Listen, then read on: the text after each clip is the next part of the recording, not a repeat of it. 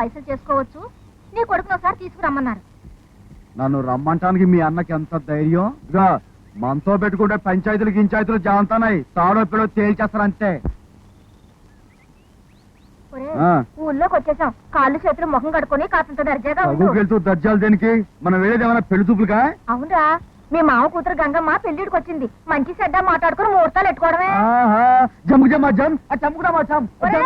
నా మాట కాదన్నావంటే నేను ఇక్కడ ఊరేసుకొని వస్తాను.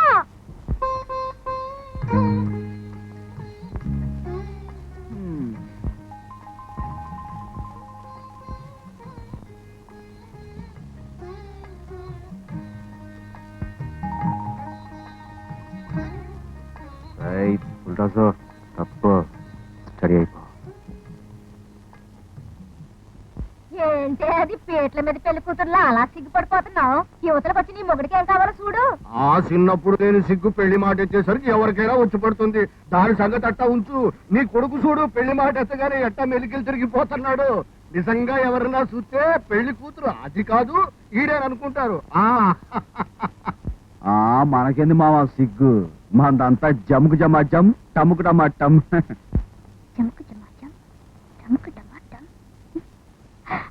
నిన్ను చూసుకోవడానికి మీ అత్తతో పాటు మీ బావ కూడా వస్తున్నాడు. వాడి ముందు వసపెట్లా వాక్కు.